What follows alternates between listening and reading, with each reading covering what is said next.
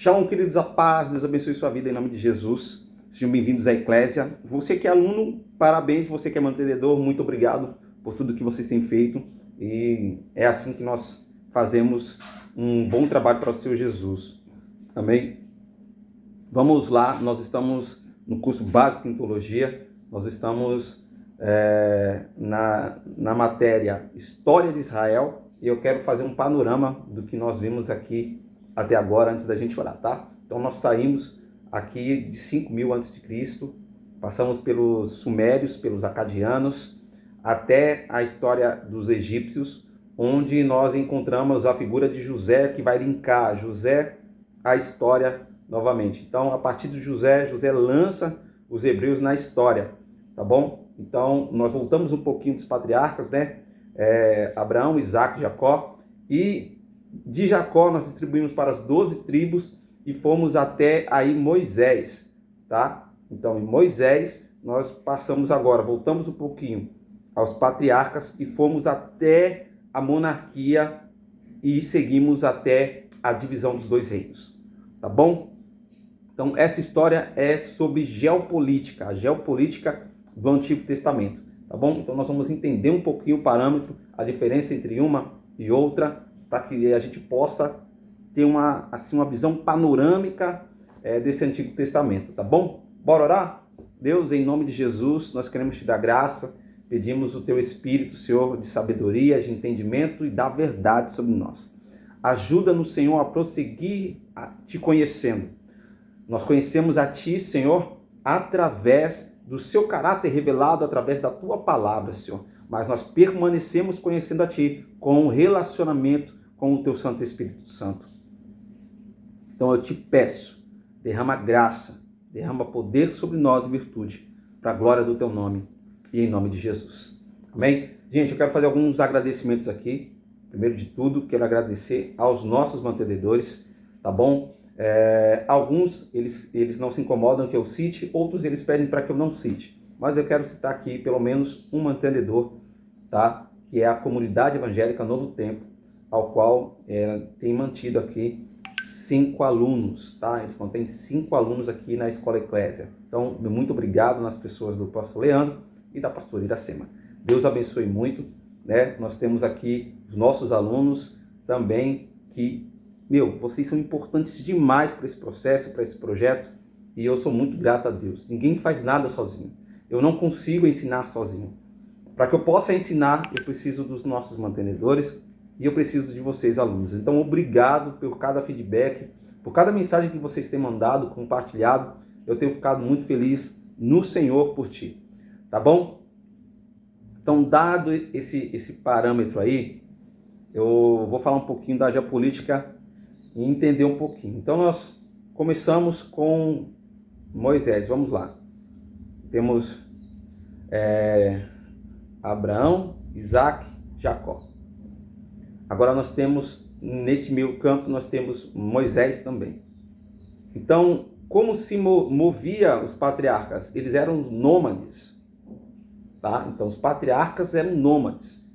Então, era assim, era o patriarcado nômade, onde o patriarca, ele tinha o poder de governo sobre toda a sua prole, sobre toda a sua descendência. Tá? Então, o patriarca governava. Então, é o governo dos patriarcas. Tá? Depois disso, José ele sai um pouquinho desse modelo ao ser vendido e é colocado agora no Egito. E no Egito ele vai aprender outro tipo de governo. Tá? Ele traz, né? Se você não conhece essa história, leia obrigatoriamente Gênesis, tá? Então, nós vamos lá agora. José leva o seu povo para o Egito. E no Egito ali, eles são agora inseridos em uma nova geopolítica, num novo modelo de governo, tá? Que é o governo ali monárquico, ou em outros modelos também que já passou, imperialistas, né? Então nós precisamos entender, nós falamos lá de como era a geopolítica, né? Principalmente ali de uma dinastia para outra, o quanto de rebeliões e tomada de poder nós tivemos na monarquia egípcia. Então vocês entenderam um pouquinho sobre isso. Então, depois de um tempo, quando José morre, passa-se um tempo, o povo fica cativo, principalmente pelo medo do rei do Egito de perder em si o poder. Então ele coloca cargas sobre esse povo. E preste atenção nesse modelo, tá? Cargas. Pesadas cargas sobre o povo no Egito para que eles não pudessem pensar e não tivessem forças para se rebelar. Preste atenção, princípio, hein?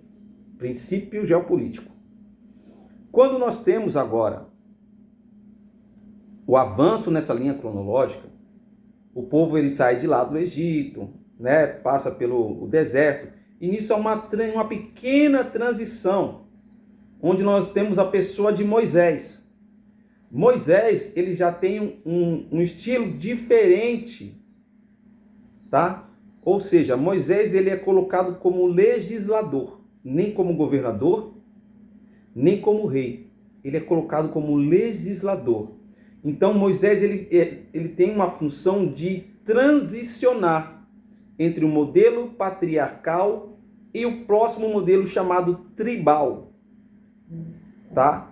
Onde cada tribo ela tem em si as suas características de governo, as suas especificidades diferentes, mas todos fazem parte de um povo, tá? Então, Israel, no modelo tribal, cada um tinha uma tribo, mas quando eles se juntavam às 12 tribos, eles se formavam agora um povo, tá? Uma etnia. Então fica isso gravado também, tá? Eu posso pertencer a uma certa etnia sem estar no mesmo espaço geográfico dela, tá? Mas povo eu só sou quando eu estou junto, tá bom? Ou seja, quando eles estão separados, eles são somente tribos. Mas a unidade das tribos transforma um bando de tribos solitária em um povo, Israel. Com o passar do tempo, com eles ganhando experiência, ganhando batalhas, eles crescendo agora financeiramente, cresce a agricultura familiar, eles começam a plantar, eles começam a colher, então já não dá mais para eles manterem esse tipo de governo. Esse tipo de política para eles não serve mais, não contempla as suas necessidades. Então é agora transicionado novamente e estabelecido o governo dos juízes. Então nós temos agora os juízes, ao qual nós temos um poder mais ou menos centralizado, onde todas as causas eram levadas para os juízes e os juízes em si, eles tomavam as decisões e compartilhavam com as tribos.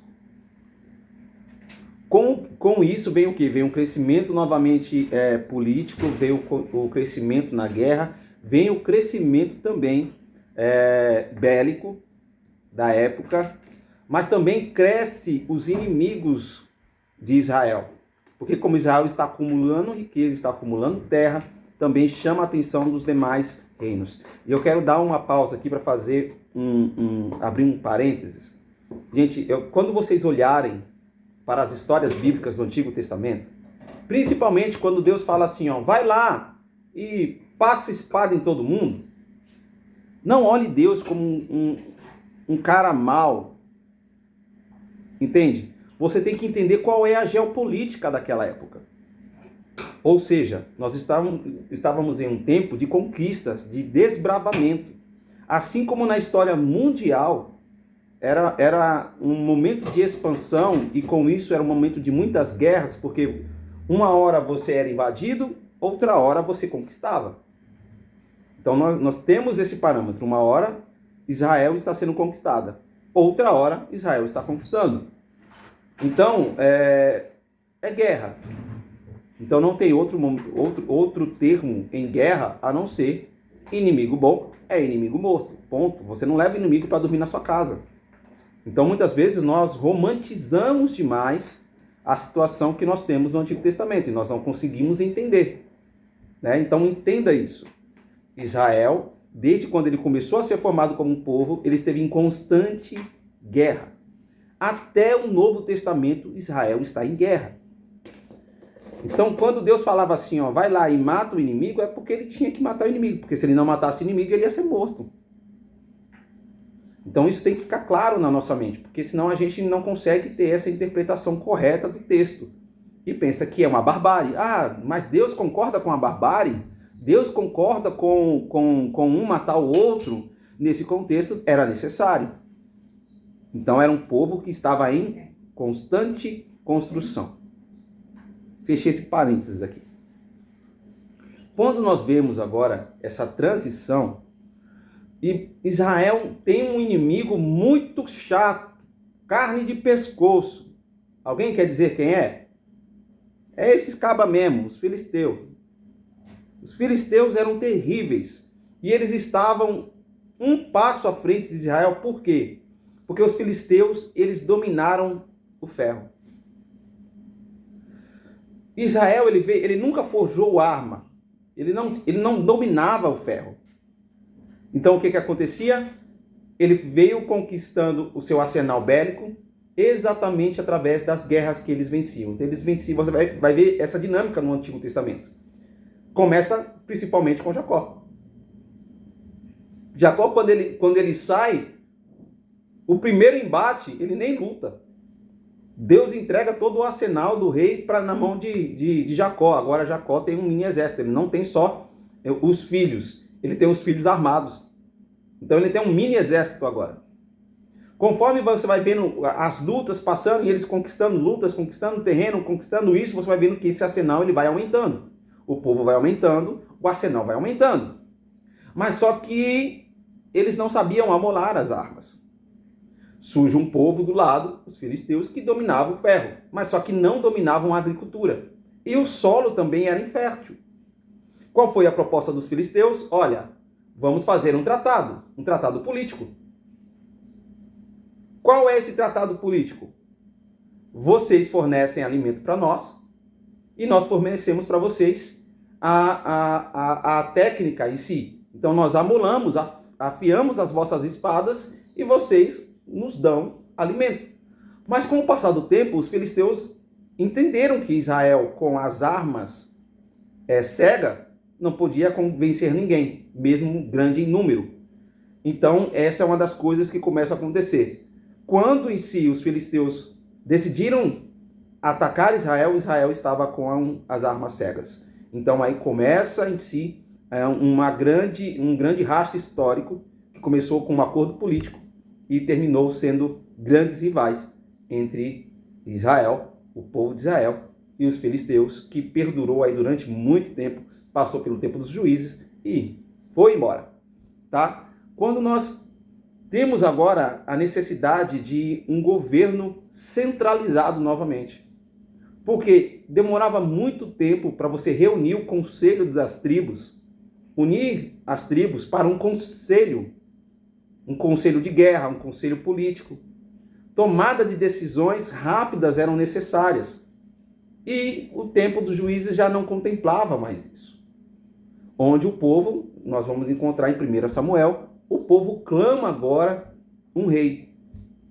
Porque eles estavam começando a perder guerra e território, porque as decisões dos reis eram muito mais rápidas. Eram de maneira que eles tomavam uma decisão muito rápida. Então para atacar, o rei já decidia. A ordem do rei era unificada e todo mundo atendia à ordem do rei. Quando nós temos um conselho, nós demandamos tempo. E aí, o que você acha? Olha, eu acho que deve ir. E você? Ah, eu acho que não deve ir. E você? Ah, talvez, não sei. E você? Ah, tá. Tanto faz. Se vocês forem, eu vou.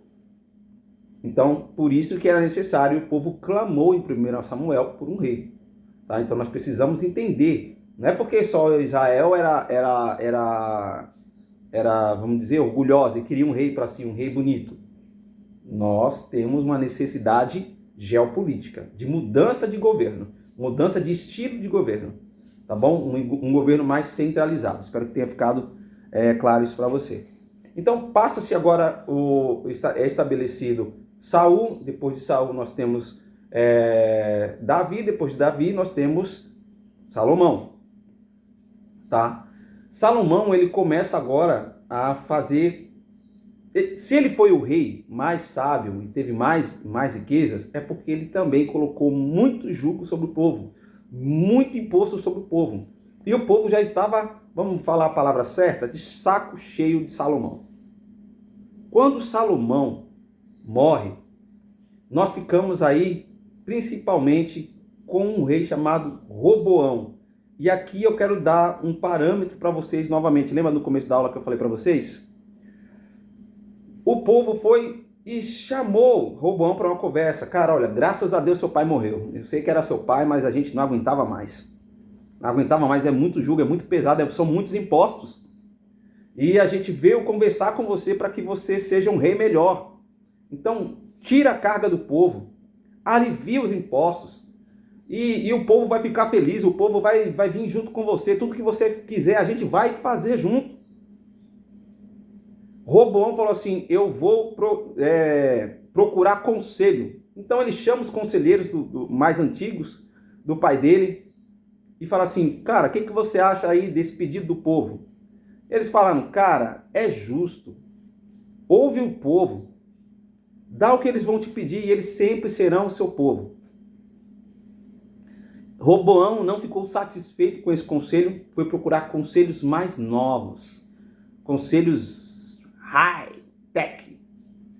Então ele fala com aqueles que tinham mais ou menos a sua idade, cresceram com eles, e fala assim, ó, o povo está resmungando que meu pai era ruim. Você acredita nisso, cara? Você tá... Acabei de perder o pai e eles vêm aqui na maior petulância falando que meu pai era mau, bicho. O que você acha que eu faço? Qual é o conselho deles? Está em 1 Reis, capítulo 12. Foi Roboão a Siquém, pois todo Israel se reuniu ali, e para fazê-lo rei. Você quer saber como termina? Fica para a próxima aula, tá? Vou dividir em duas partes isso aqui. Fica aí. 1 Reis, capítulo 12, verso 1.